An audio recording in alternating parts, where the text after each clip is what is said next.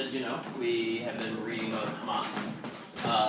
We read. Where's the first one we read about Hamas? You guys remember? Let me see. It was about The background, or from the CFO or CFI, whatever. Alright, so we got that background information on Hamas, and then we went and read their charter document, basically. And that's what we discussed last week. And so one of the things I'd like you to talk about is to talk about life in Israel under that threat, basically. okay. If you could. Sure. And just so you know that they've also given an assignment, and I should let you guys all know if you haven't checked your email yet. I've given you an assignment for Thursday that it includes a link to about a little bit over an hour's worth of YouTube videos put together by Vice News that covers it was a uprising in retaliation last summer that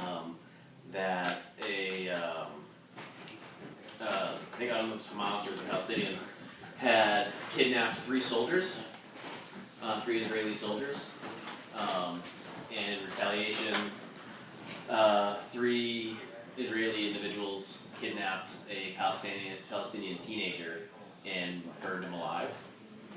And then this led to a lot of rocket attacks from Gaza Strip, which then it was responded to by the Israeli forces.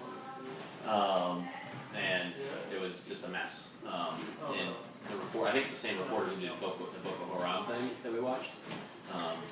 He was in Gaza for this, and so he covers the issue. But he's mostly in Gaza covering the Palestinian side of the argument. He does go back and forth, but a lot of it's coming from the Palestinian argument.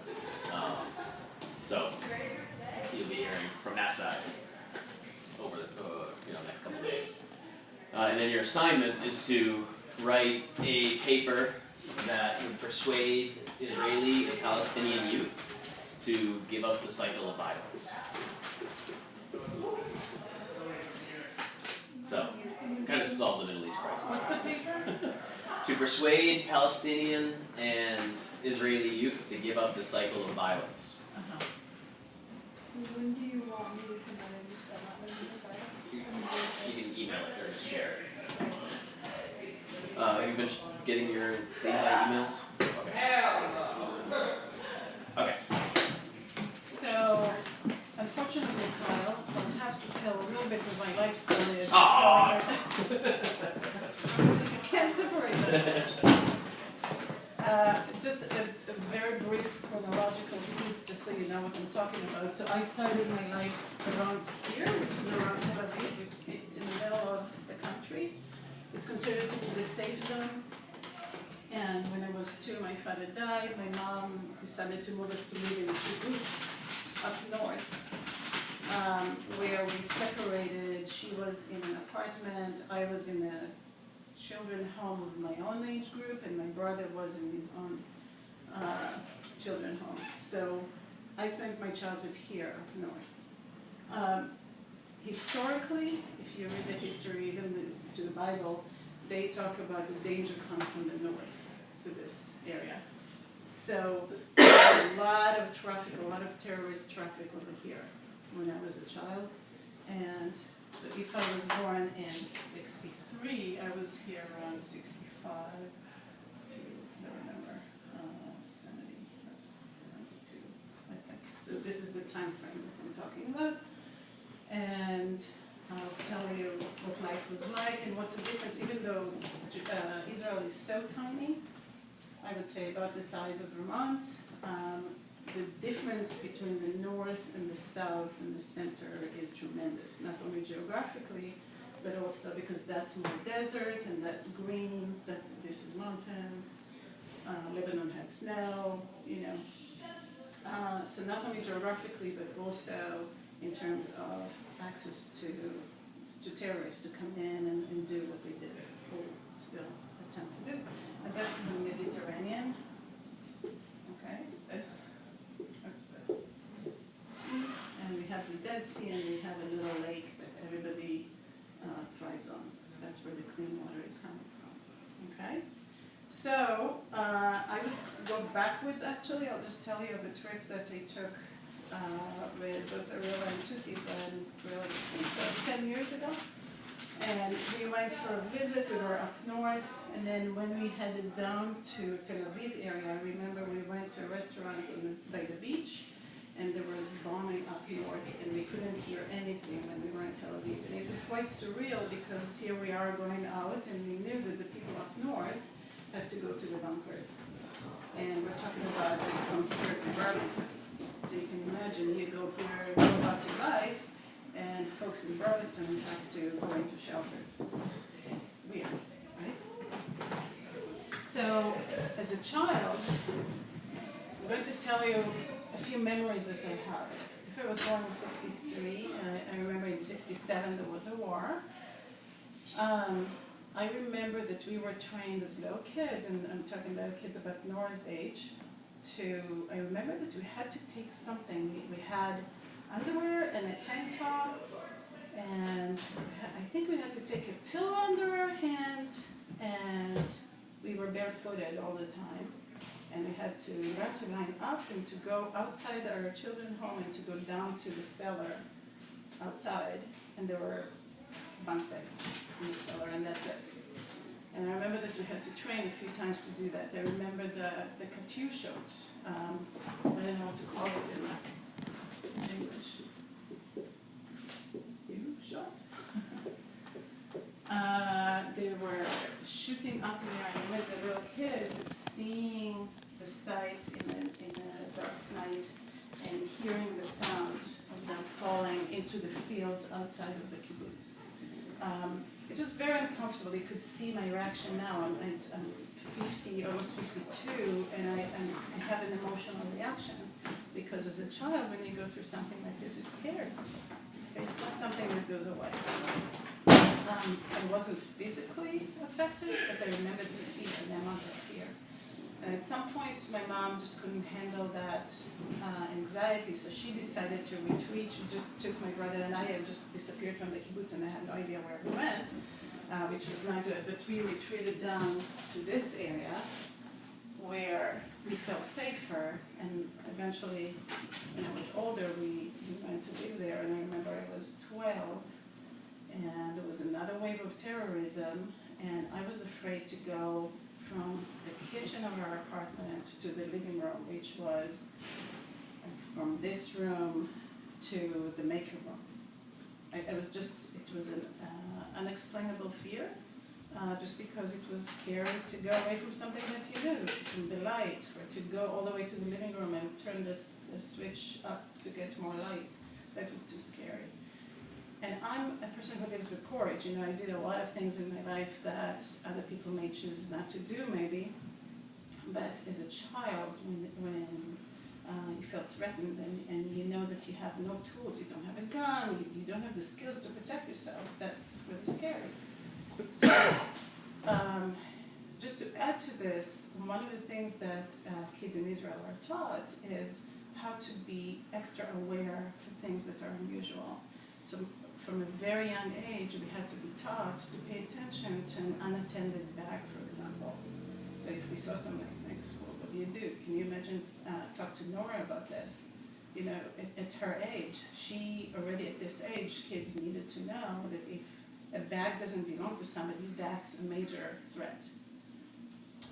So the heightened awareness to everything had to be taught for self-protection. On hikes from school, for example, if you imagine hikes, and Israelis are notorious for taking hikes. So when you go on a hike, you had to prepare for this. This is a whole security issue, and we had to have somebody joining us with a gun. So just the presence of a gun, you know, you just went on a hike, a few hikes. You can imagine that you can't possibly go on a hike unless a guard is joining you. So it was really in the air all the time. It's something that you really have to consider. Another story that I can tell you a little bit later on, I was in high school then, and I lived in this city, but I went to a high school in Tel Aviv. It was a an art high school, the first one in Israel. I was lucky to be accepted, and I had to take buses to get there. I had to walk myself to the bus, take the bus, change to another bus, and then walk to school. And I remember that I was late one morning, and I was running to the bus station, and I could see the bus almost leaving. So I had to make a quick decision. Do I chase the bus and go on it, or do I wait? And I had a few minutes. I decided to stay back, and that bus had a bomb on it. So it's, when you live in Israel, you always live with the possibility that maybe you won't make it. You know, so you always have to be aware. You're highly aware of your decision making. What did you think about that? A bomb. Just went off. Boom. So, decision making in Israel could be life or death. So you really have to be careful. Another episode that I remember, I got married to Ariela's dad, and I took him to visit Israel. And my cousin and I took him to the old city in Jerusalem. He's a very big guy, so we're walking down the old city. It's beautiful there. There are booths after booths of Arabic store owners. And we're walking down, and it's gorgeous and peaceful, and all of a sudden the market went dead. It was just silent, and no other tourists were there. So you can imagine the picture. My cousin and I are walking on both sides of my husband at the time, and we look at each other, and without saying any word between us, we knew that this is not a safe experience anymore. And we just said, okay, we're leaving now. And he, who is American, said, why, it's so nice, it's so peaceful. But we knew that if it's too quiet, it's not comfortable, safety-wise.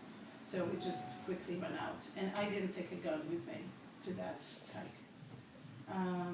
In general, in Israel, if you're a female, and I went through this as a soldier, it was recommended for us as soldiers, females, not to walk around with guns, even though I owned one, because of the fear of kidnapping. It was more dangerous for a female soldier to walk around with a gun than without a gun. There was more likelihood of being kidnapped with a gun. So we had to reduce it's about decision making. So you would not have a gun so that people wouldn't know that you were a soldier? No, I had my outfit Okay. on, so everybody knew I'm a soldier. Okay. And in my position in the army, I had to hitchhike a lot. It was just my position. Mm-hmm. To go from base to base, to do for home visits, to go to hospitals. There was a war when I was in the army, so I did a lot of hitchhiking. Mm-hmm. But to keep me safe, the decision was that I will hitchhike without a gun. It was safer for me to hitchhike without a gun than to show that I have a gun. How come? That's, I guess, the question. Because it's more attractive for people to kidnap me with a gun. With a gun? Because Yes. they also want the To gun? get both. Okay. Yes. Okay. Yeah, so it was just reducing the risk. Okay. Yeah. Which was hard, because you want to go out there and know that you can protect yourself, and to go out there and to know that you're vulnerable is not easy.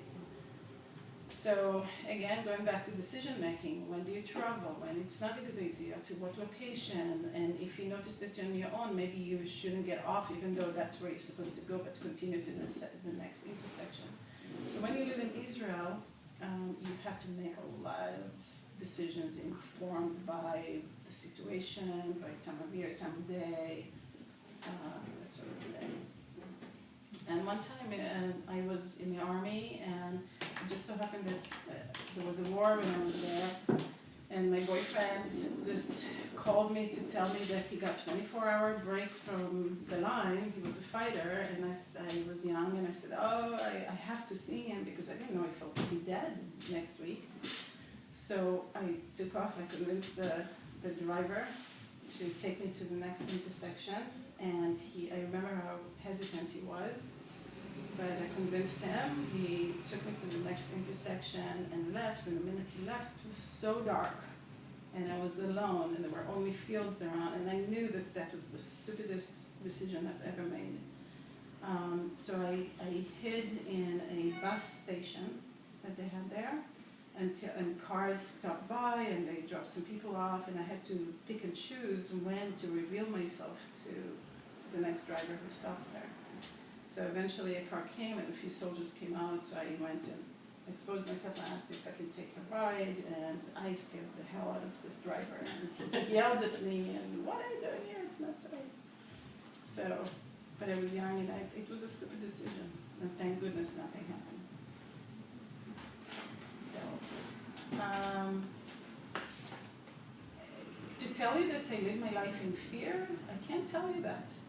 I was not, most of the time I was not fearful, except for the situation I'm telling you, that I was afraid to go from one place in an apartment to the next. I was 12 then.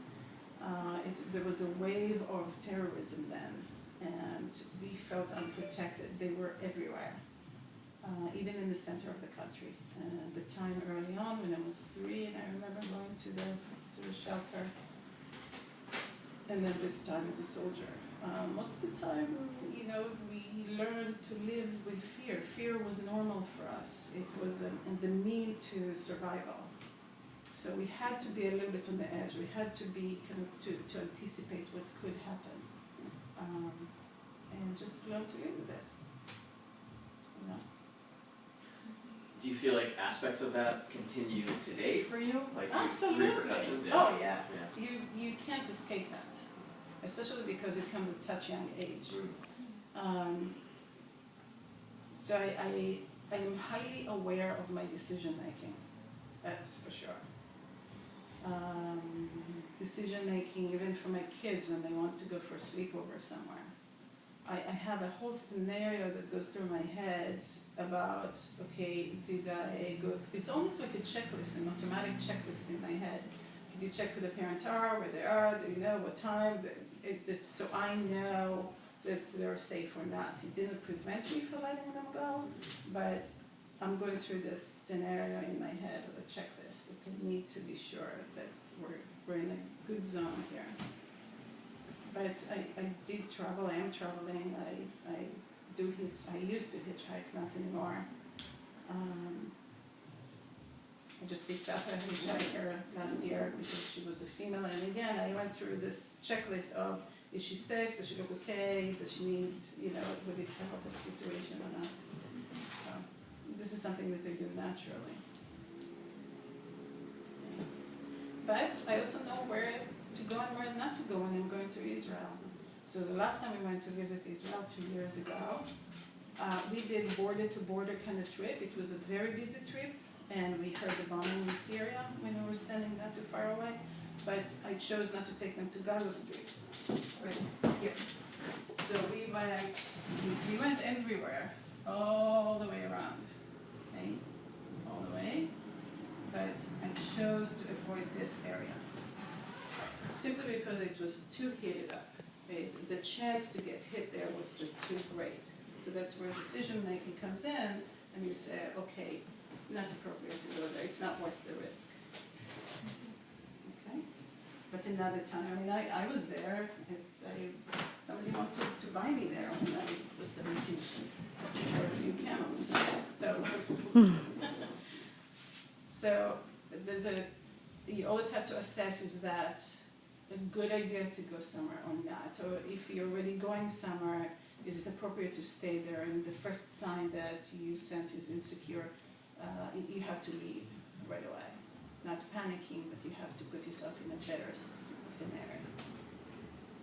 So, and I can tell you that as a soldier, I did go to Lebanon because one of my jobs was to support soldiers who got injured or died, and I had to go to the family.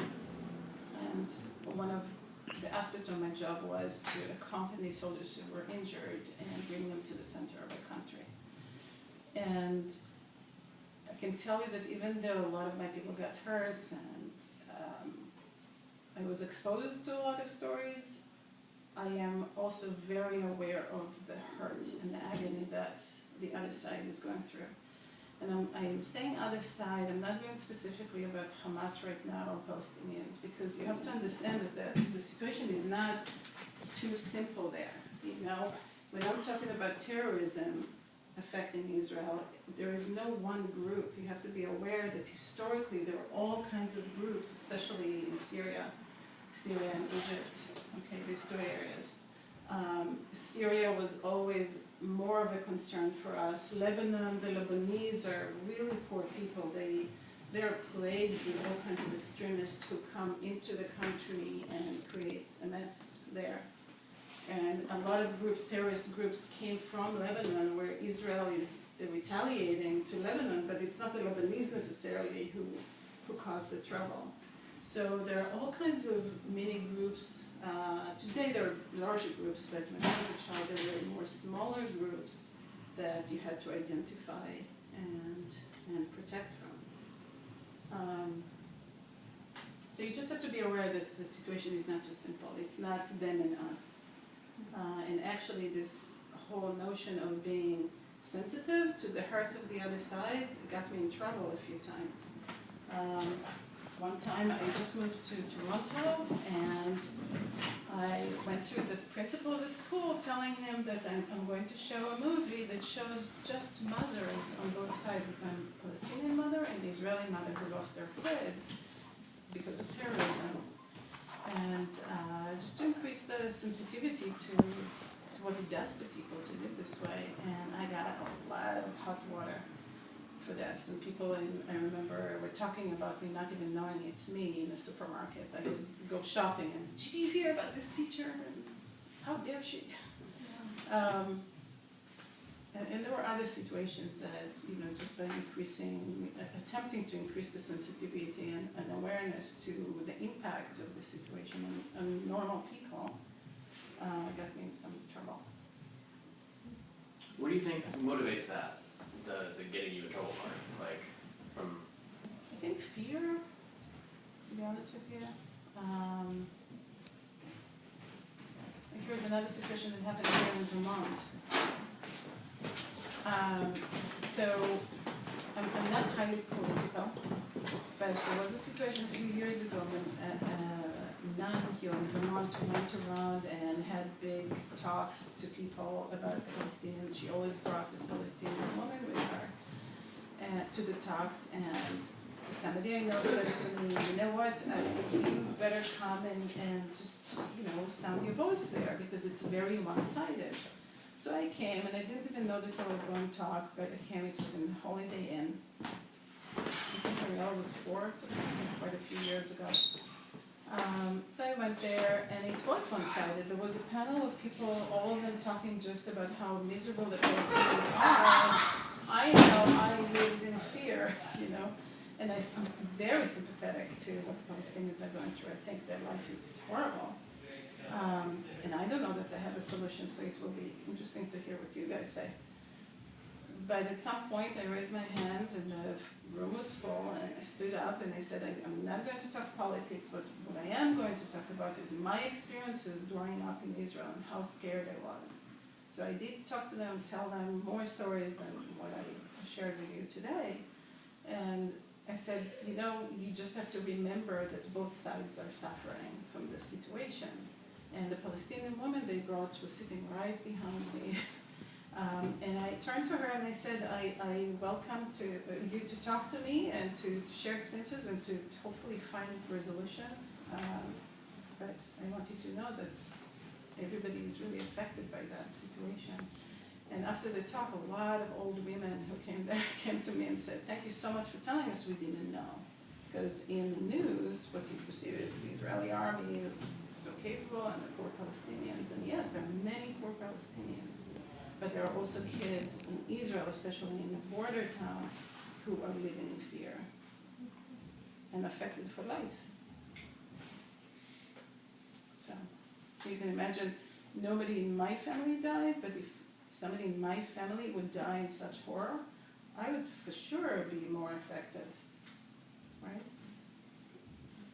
And there were some horrific stories, but teenage kids, through school who went for just an annual hike, and they were kidnapped, and all kinds of stories of mothers who had to shut their kids so they won't wake up and so the terrorists won't kill the whole family. There were horrific stories. So, and I think on both sides, people are suffering one way or another. So, and it's a complex situation. I used to be an Israeli, I still am on paper, but I don't pretend to understand everything that goes on there anymore because I don't live there. And one of the danger is that people voice their opinions without actually living there and being exposed to all to the complexity of the situation. And there are extremists on both sides. So we just have to be careful what we say and consider everything. Okay, and attitudes of people. My good friend Nomi, for example, is very pro-peace. All my friends are. And she's a guidance counselor. She engaged in conversations with Palestinian representatives, Jewish people and Palestinians got together and tried to find resolution. And one of the guys told her at some point, it was in Turkey, all the talks were in Turkey, outside of the zone.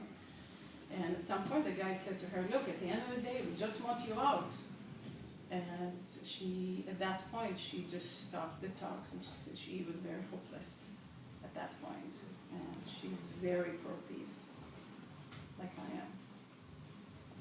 Okay, so people who are my friends or who think like me, we are okay giving land for peace, but there should be a measure of safety. So the Israelis who live there in Israel are not going to endanger their lives if they leave an area, a physical area. Okay? Any questions? Do you have any, we were kind of talking about what the Israelis or Jewish people might want, what the terrorism is. Do you have any thoughts of Had to solve the issue? not to solve it necessarily, but I mean, I know you said you don't really consider yourself just on one side, but I think it comes down to intentions. What's your intention? And because the people there, there's a very, very long and old history and very strong attitudes, you're fighting not only to change people's mind of today, maybe you have a whole history of attitudes and thoughts that you have to deal with. The whole notion of eye for an eye, for example, I'm overgeneralizing now, the eye for an eye in the Arabic world is way stronger than what I experience in the Israeli world. Okay, in the Israeli side, I would say that the extremists are following more the Bible, this is ours and God gave it to us, kind of argument. Where in the Islamic side, I would say that they're more into you hurt my father and therefore I'm going to kill you kind of attitude. But it's not only one piece of attitude, it's generational. And add the Holocaust to the mix, this is the only place that Jewish people supposedly can feel safe or can call their own. Add to that who lived when and first, and again, going back to history, there's a lot to deal with when you try to find a solution there. And water, that's, some people claim that the big deal is actually who controls the water. Okay, there's not a lot of water in this area, and the Jordan River, going to the Kinneret, this one little lake that Israel has, this piece is one major piece, this one, and the access to the Mediterranean Sea where boats can come in and deliver goods. Okay, so these two areas are big ones, so who's controlling these areas? That's the big issue. And some people will claim that this is really the political issue, not the history. That's an underlying issue, geographically. We've talked before when we were talking about ISIS, guys. They were saying how we found, or the researchers have looked at it and argued that the religious argument comes secondary that there's something else motivating it, and then the religious just gives the rationale for those decisions. And I think that's kind of what you were just kind of getting at. Yeah, and it's the interpretation of the religious, Right. you know, everybody can have different interpretation.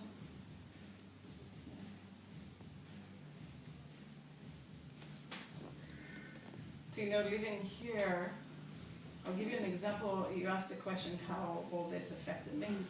When 9/11 happened, I was at a school, a teammate school where Stuart and I worked, and I remember the news came in. It was around 9 o'clock in the morning, and I remember just hearing about it and being as casual about it as possible because I'm used to this. For me, this is not news. I know how to live with news about bombing or terrorism. So I was not affected by it as much as the other people around me. And you know, of course, I shied away from expressing myself because everybody around was really affected. But a year later, when there was a lot of talk about the people who died, that's when I connected to this emotionally. So my emotional reaction was to the agony of the lost people versus the impact of the actual event. Because that's something that I could identify with, that I brought with me from Israel.